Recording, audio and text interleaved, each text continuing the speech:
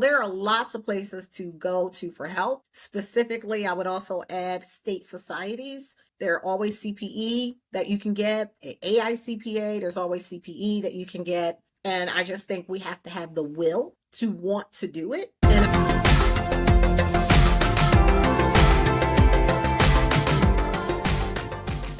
how your parents raised you as well to be a very strong and successful woman. I love it. That's very important about because about like how you grow up and then the childhood and the parent how your parents affect your whole life. So that's amazing. So talking about Oracle for 16 years and 6 months, you work over there and you move up in different roles within the same company. Can you share with the audience what are best lessons that you have learned from each time you got promoted and also what challenges that you faced during that time? Oh, so interesting. Well, one of the first things I learned is that there is a difference between activity and results because results are outcomes that you intentionally helped achieve. And so you want to add value. There's no trying, there's no, I'm about to, I was thinking about it, this didn't happen, make it happen. I learned a lot about selling at Oracle. I think in previous roles, what I thought was selling was not really an intentional acumen and skill set about bringing forth revenue. And I think I learned quite a bit about that inside a performance driven culture. And so when you're working in a performance driven culture, you know that it's about your accountability for the results that you drive and achieve. And I learned a lot about working hard, building relationships in a matrixed environment, and at the same time, holding myself accountable for metrics and being very quantifiable about the things that I achieved, developing an elevator pitch and making sure I shared the things that I did with the leaders that probably may not have even known that I did those things, but I made sure they knew because I think it's important to make sure people know. And it worked out. And so, because I'm a person that will roll up my sleeves and get in and fix it and problem solve and build relationships with people that other people thought relationships couldn't be made with, I was able to really do some really cool and incredible things. And I really appreciated my time at Oracle because it was just one more thing I would say in my skill set that needed to be really formed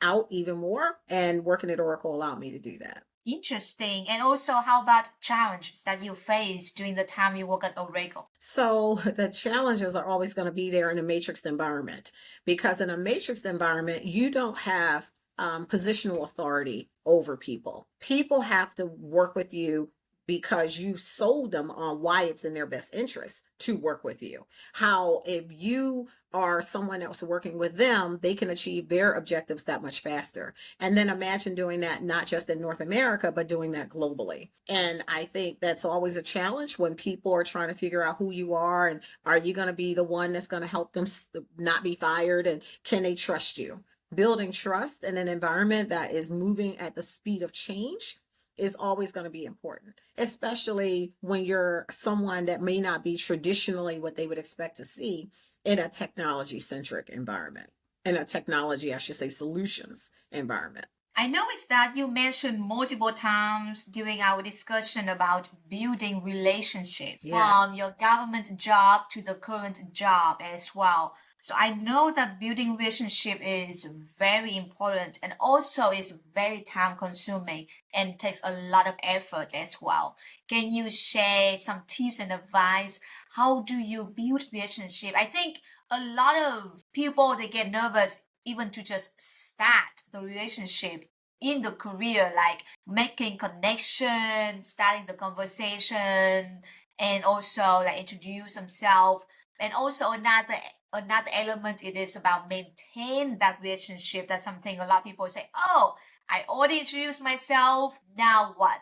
So can you share some tips how people like especially for young professionals, how do they start the relationship and maintain the relationship throughout their career? Well, the first thing, Rosie, is, and I say this to students all the time, when someone says Lincoln or please follow up with me, take them at their word. If they say I would love to follow up with you. It's a really long question. Don't really have time here, but if you call me offline, we can definitely have the conversation. There should be no time before they're actually sending that LinkedIn request.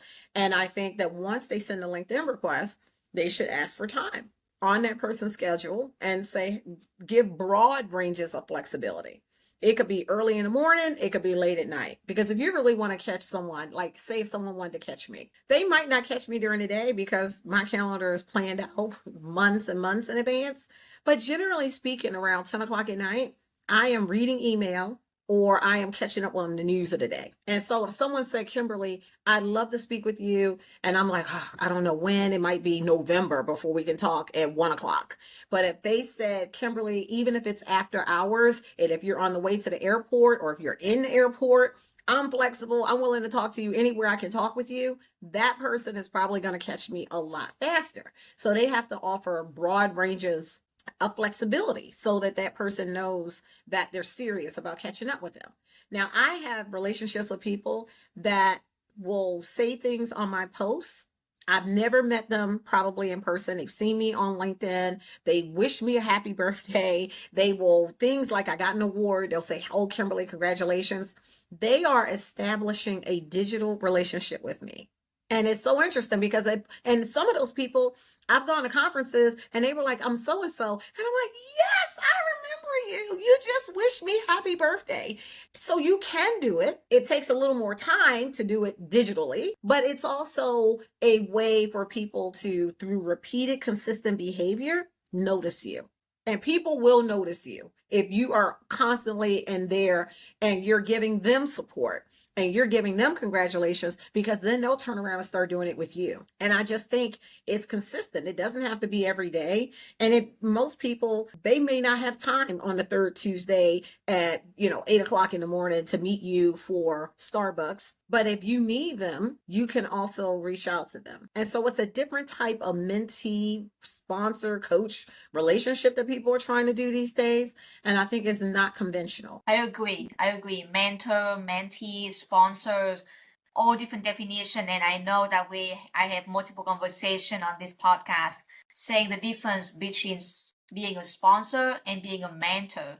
But because you just mentioned about that, can you just remind audience what the difference between a mentor and a sponsor? Well, and someone said this to me and I loved it. They said that mentors talk to you, coaches talk with you, sponsors talk about you. And so it's really hard to ask someone to be your sponsor, but I think what happens is that after them getting to know you from a mentee perspective or as a coach for an interview or helping you through your resume or helping you think about your next opportunities or some other problem that you're having, when they hear of something that relates to what you spoke with them about, they won't mind speaking up on your behalf because they will have helped you and seen your character, your willingness to work, your ability to get up in the face of disappointment, grit. Those are the types of things that people are willing to put their own credibility on the line for and be a sponsor.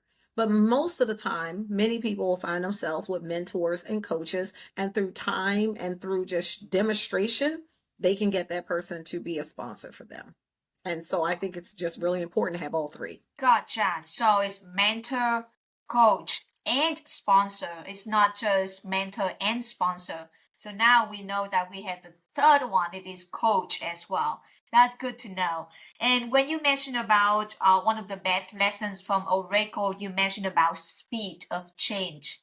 And I feel like at this time, at this moment, the speed of change is faster than ever. And with that speed of change, a lot of people concerned that, oh my God, how can I catch up? What can I do every day to make sure that I'm not behind with other people, behind with the technology, behind with AI?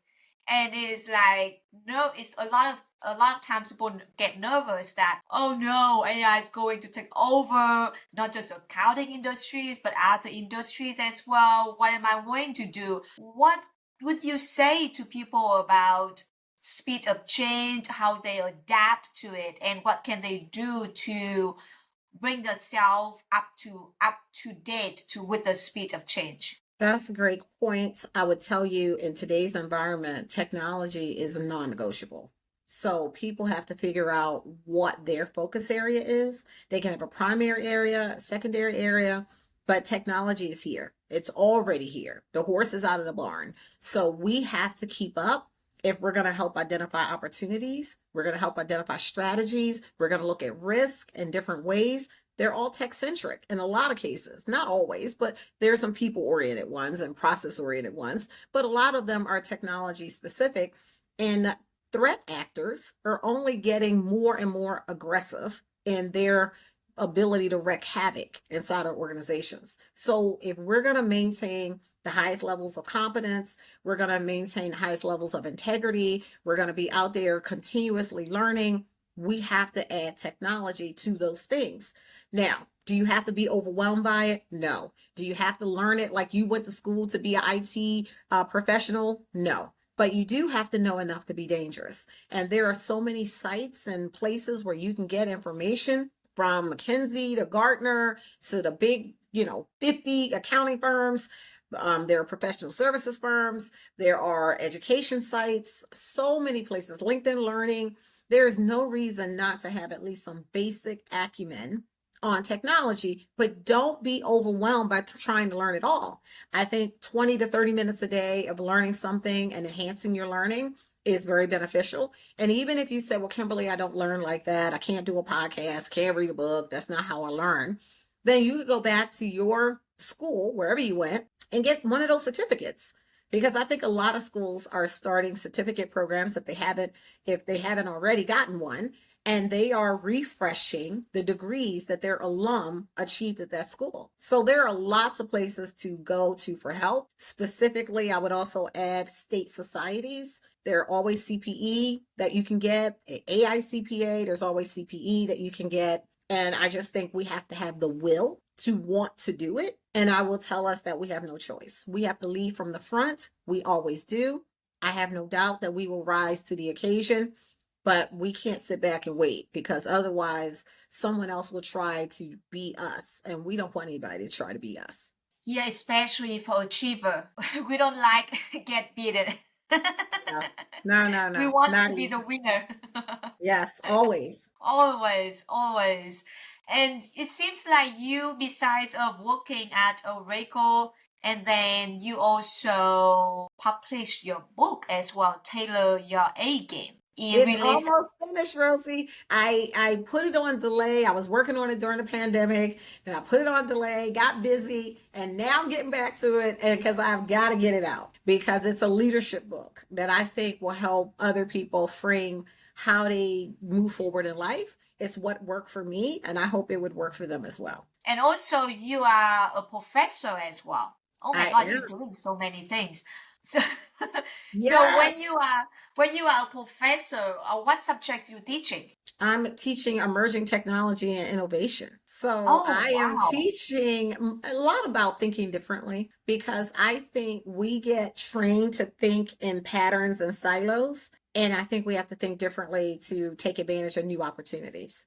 And so I talk a lot about the business case, change leadership, innovation, not just technology, the technology framework that even if it something else in 3 years comes out and it's not Gen AI and it's not agentic AI and it's some other version of AI, if you have a framework in place, you will be able to consume and lead with that technology, regardless of whatever it is. And I think that's more important than also just teaching to the technology. It's more about the frame and how you leverage the opportunity. It sounds really interesting. Can I just sit in the class? Ah, listen, I'll have the Carnegie Mellon people call you. That would be fun. And besides all of that, you also involved in so many volunteering activities, state society, AICPA, board of directors in multiple positions, and you also even the founder of, is that Chef? Did I say the Chief, name right? chief, Chief, chief. yeah, Chief DC. It's funny because I interview another founder member as well. I There are forgot her lots of name. chiefs out there. I think it has really taken on a life of its own. Lots of momentum, Yeah, lots of yeah. amazing fellow chiefs out there across the country. That's just amazing. Oh, Amy Horner. You probably know her. Oh, I know Amy. Dr. Amy Horner. Yes. Yes, Dr. Horner now. Woohoo! So with all of the volunteering activities and then all the payback to community theory or like time, what motivates you to do all of this work and what do you feel like what you get from all these volunteering activities? You know what? I really believe that to whom much is given, much is required. And I think I have an opportunity, an obligation to give back. So many people help me. I grew up in the inner city of Baltimore. What if I was able to inspire someone from the inner city, from any city, and help them move forward in their career, or help someone who just needs that little bit of inspiration? So I think it's based on what I said earlier, I'm faith, driven. I try to live a purpose driven life. And I think it's important to me to give back and to help communities that I really want to see prosper and grow, because I sincerely think we all can do well. We all can do well. And it doesn't matter what's happening in the environment. I'm consistent because I have faith. And I know that everything happens for a reason in the season, and that my opportunity is to be focused on being purpose driven. So, what would you recommend young professionals about all those activities? What should they do to involve in, and also how can they manage their time to participate as much as they can? Well, it depends on what their purpose is. I mean, some people would love to work with young people. Some people like to work with people who might have special needs. Some people like food uncertainty. They might like working with people who have housing uncertainty. It depends on what would make you get out of bed, Rosie, and it wouldn't feel like work. And that's the where you spend your time.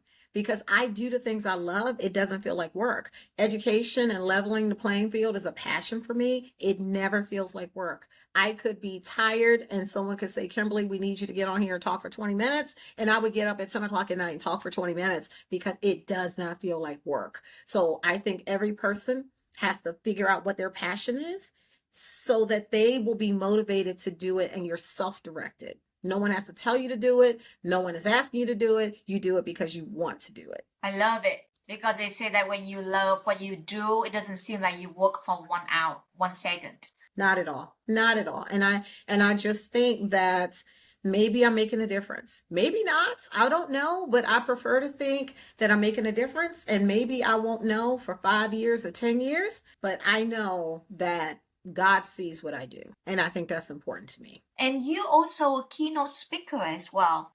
Oh my God, you do everything. How I'm just I'm just curious, how did you put yourself in the role of the keynote speaker? What was the first event, if you recall, as a keynote speaker? Well, keep in mind, I've been speaking my whole career. I mean, in different roles and capacities. Maybe it's a meeting room, maybe it's giving a project update, maybe it's sharing some update on initiatives that we're planning, but we're always speaking.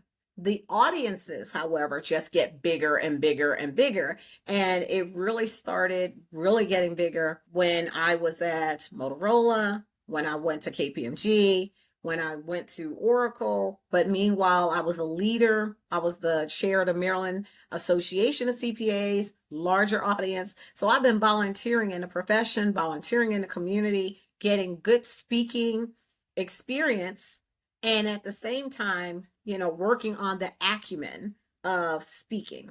I even took a speech class, and I think that's important too. We reviewed speeches from famous people who speak a lot and who are really held up as great orators. And I think over time, it just became something that I was very, very comfortable with because I was doing it so much in every role, and with every increasing leadership role, more speaking, more speeches, to the point that someone said, Kimberly, we'll pay you to come. And that was outside of working for another company. That was me working for myself. And so that was awesome and a great opportunity. So you took speech classes. Did you do any Toastmaster meetings at all? I have done Toastmasters, probably not as long as my colleagues who are experts in Toastmasters would like, but I have taken Toastmasters. I did take, it was actually an academic speech class, a public speaking class on speeches. Because remember, and you didn't say this, but I'm also a technical writer. So you have to be able to write a speech and speak to a speech. Speak a speech. So I think that each area of verbal and written communication adds to my overall, I think, package as Katie. Your package has a lot to offer. Oh my God. Thank you, Kimberly, how Rosie. do you find time to do all of this? We have 24 hours per day, and then you have kids, you have family, you have job, and then you still do volunteering activities, board member, speech, author, professor. Seriously, how do you manage your time? And also manage your energy as well. I think it's very important, time and energy. 100%. I think it's will. I mean, just think about will. I think at the end of the day, for my sons, I would want them to say, I'm proud of my mom. And think of your son and how proud he's going to be of you. Look at all of the things you're doing. Look at the impact you're making, Rosie. You are making an impact. One person, 50 people, 100 people, whoever's listening to your podcast, and you have had some amazing podcasts, you're making a difference in the world. And your son is going to be proud of you. Thank you for saying that. That's very sweet of you. But yeah, I think the challenge that a lot of people facing with is that they want to do so many things, but they don't have enough time to do it. And then they get exhausted after work because I still remember that when I work at a prior CPA firm, we have a state society event. And I was like, hey, we have this event. You want to go with me?